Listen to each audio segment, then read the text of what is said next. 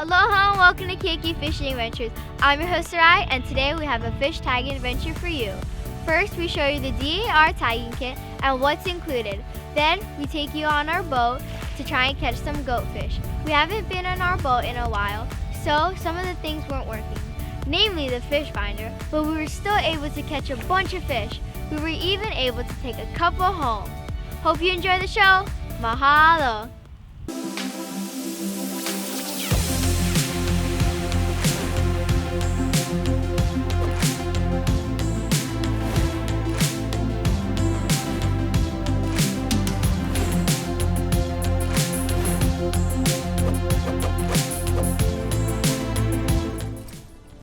Here we are heading out from the harbor. It was a really quick trip, only 10 minutes. Our fish finder wasn't working, so we were kind of looking for reefy areas with little sandy patches. So we're using damashi and we're putting ika on some of the hooks. We feel like we're getting a little bit more bites with it. But the problem is the humus like to bite it too. If you don't want humus to bite your hooks, then don't use bait, just use the straight fly. So all we're doing is dropping the line down and jigging it up and down, up and down. That way the lead doesn't get stuck on the bottom. Some of these areas look like good tako diving grounds, but they're too deep for me. About 40 to 50 feet. Oh, it's one nice size Moana. You can tag that one.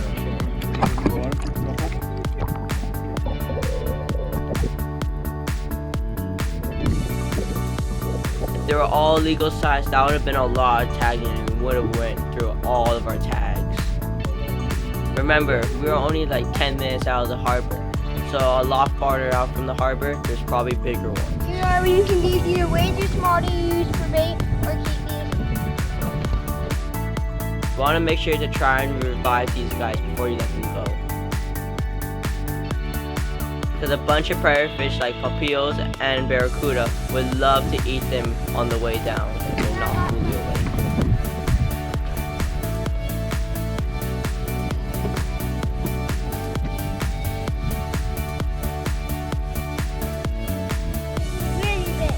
Right here, Osias is hooked up to one good-sized trunk fish.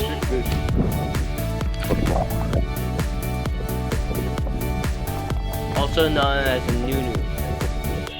You can actually eat these guys when they're bigger. They actually taste pretty good.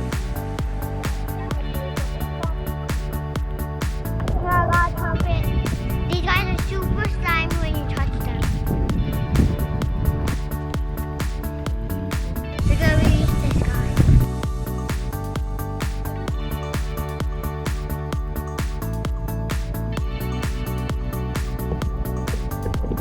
Right here, Sarai's just slowly working it back and forth to revive this guy. If she didn't try to revive it while letting this guy go, it would probably just fall straight down and probably won't even survive. We're catching a bunch of Moanas. We thought we would catch a few of them, but not this many. But they're all too small to tag. It was crazy how much small ones we caught. So it's important to revive if you can. It's helpful to have long-nosed needle pliers to help pull out hooks. Especially on some of the smaller fish. A lot of times if you don't have the pliers, you will end up killing them trying to get the hook out. There was also a bunch of humus at the spot. They're also known as hoggies too.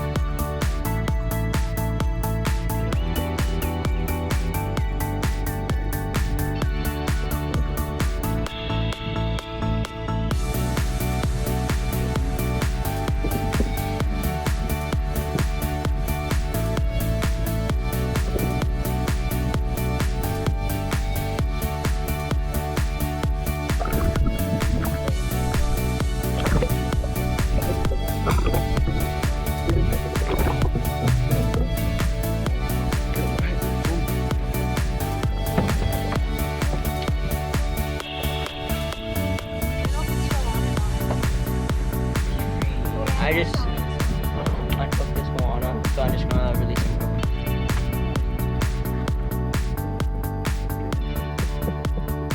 The volume of Moanas was pretty unexpected.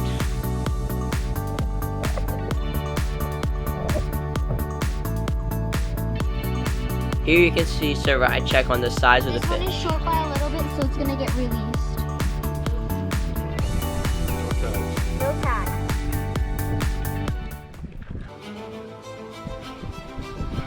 Right here, I'm hooked up to something good.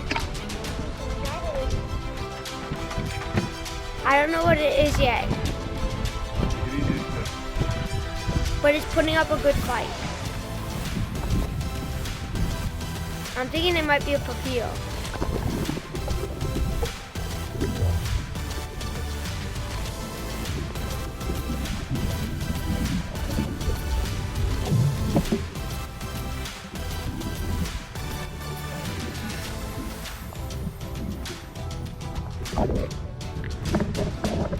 But when it comes up, I'm super happy because it's a veke ula. Biggest one of the day so far.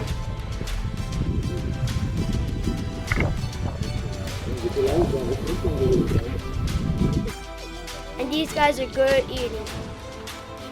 We actually like to fry it up extra crispy on the outside. This is one of the few ones that we kept today. This is going in the cooler. I'm tagging the other one. This Moana, we're gonna tag and release. I already took in the number down, so we're just quickly tag. Right here. Yeah. Careful. There you go.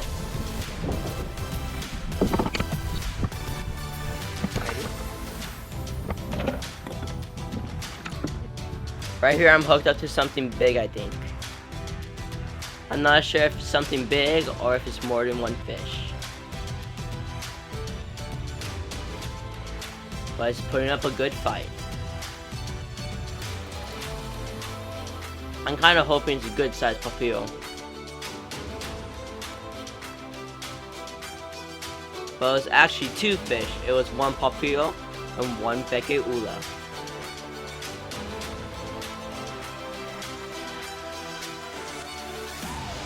What I'm gonna do is tag the veke and release the papillo.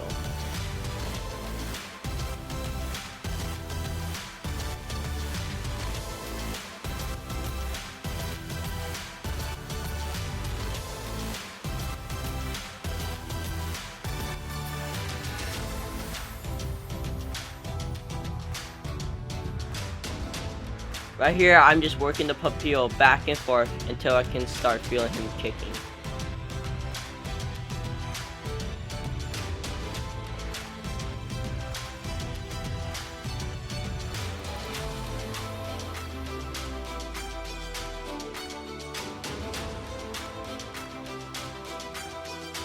Right here, I'm hooked up to something big again. I don't know what it is.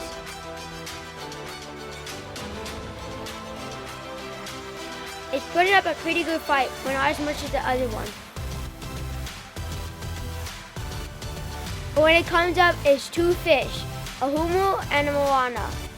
I was wishing it was another veke ula. Right here, I was actually catching some more Moanas. Just gonna have to throw them back because they're too small. We just caught like a whole bunch of Moanas this day. This guy is starting to revive, so I'm gonna tag him.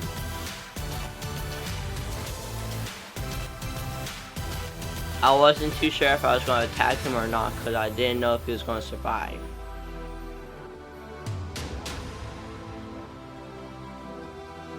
You can see the stripes in it better now.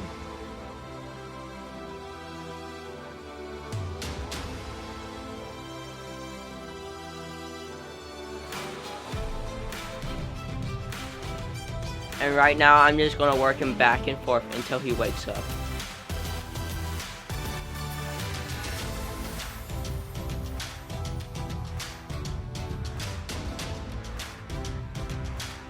A lot of times your bottom hook is going to be the one that catches the fish. It's closer to the bottom, that's why. And a lot of these fish are bottom dwellers. Especially the goatfish. We caught a bunch of different hoggies today. What's cool about the humu is sometimes when you hold them, they make a cool grunting noise. Sometimes it can even sound like someone's farting. A lot of these moanas were biting the hooks with the ika on it. We also caught a bunch of humus with the ika, but we're also catching a bunch of moanas with it too, and other goldfish. It was kind of worth it to deal with the humus, as long as we were catching goldfish. Right when I'm fighting this fish, my sister and my brother see a huge turtle behind us. It's one of the biggest turtles we've seen. This is the biggest sea turtle I've ever seen. It was huge. It's gotta be at least a couple 100 pounds. And he actually came by us a couple of times. I'm not sure if someone has been feeding him, but it looks like he was coming around looking for food. A bunch more small moanas. Too bad we weren't getting points for the number of moanas that we caught. But at least they get plenty of baby ones. Here you can see the whiskers and why they're called goatfish. Those actually feel around the sand and gravel when they're looking for food.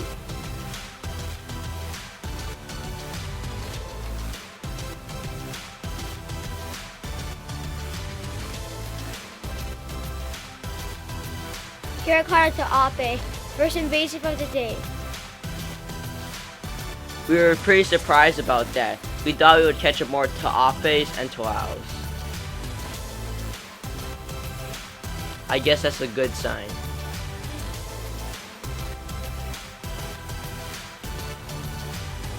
Here this guy, right after we revived him, swam right underneath the boat. This is one of the biggest hoggies of the day.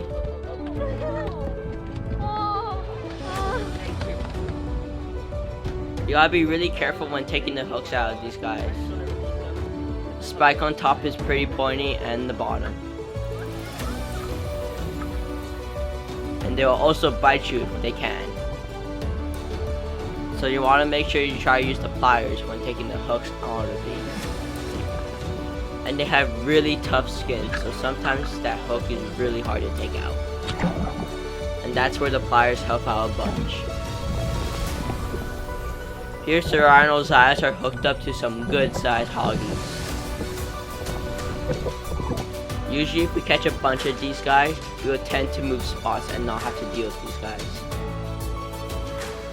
Or find a spot that doesn't have them. They're good fights, but not our target species we're looking for. Oh, that one is down. This is dragon. We got something good. Here's Sarai's hooked up to one trumpet fish. They'll put up some pretty good fights too.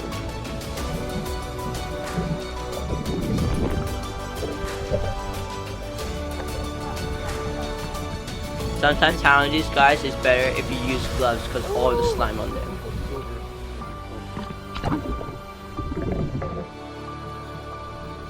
Sometimes it's a pain to wash all that slime off your hands.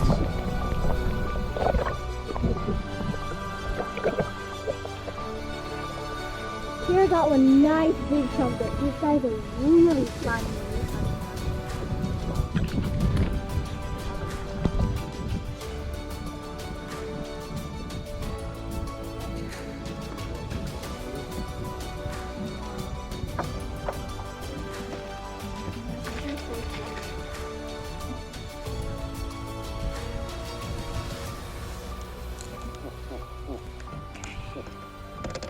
This guy has some really nice color. Even on the fins, he has some red.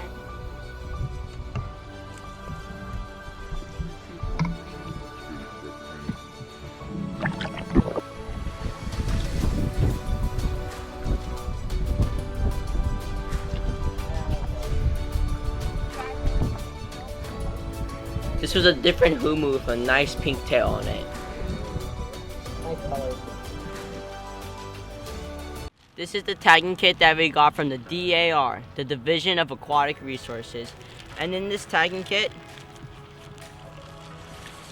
we got all the different types of goatfish you can tag, instructions on how to tag those goatfish, and a card to record all your data. You gotta record the date you caught the fish, the tag number, the species it is, the fork length, the time, and the location you caught it. And we like to use this other than the ruler because it gives us the minimum it has to be for each species we like to catch. And these are the cards to show that you're a volunteer. These are the tags that you have to use to tag the goatfish. And this is what you use to put it inside the goatfish. This is a needle, and all you gotta do is be really careful because this needle is really sharp and it can hurt someone. All you gotta do is just remove the safety and then just carefully insert the tag in. Make sure you don't poke yourself. What you're gonna do is you're gonna insert the tag in the back of the fish and just take out the needle and give a little tug to the tag to make sure it's secure. Here we are now measuring the Moana after we caught it. We like to measure them if we think they're legal, or we're gonna tag them right after we catch them. Okay, right now I'm gonna tag the Moana I caught and then I'm gonna quickly release him after.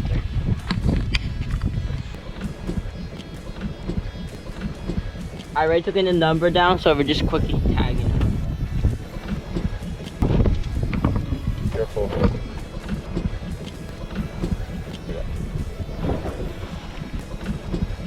Let him breathe.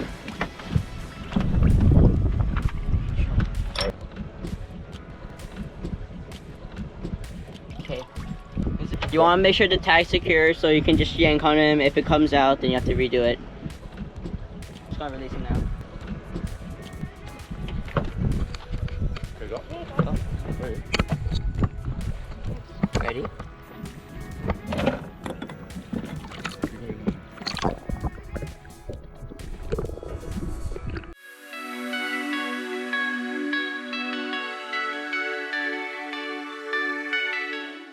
Mahalo for watching. Make sure to like, subscribe, and hit that bell for a notification so you get a notification every time we make a new video. Mahalos!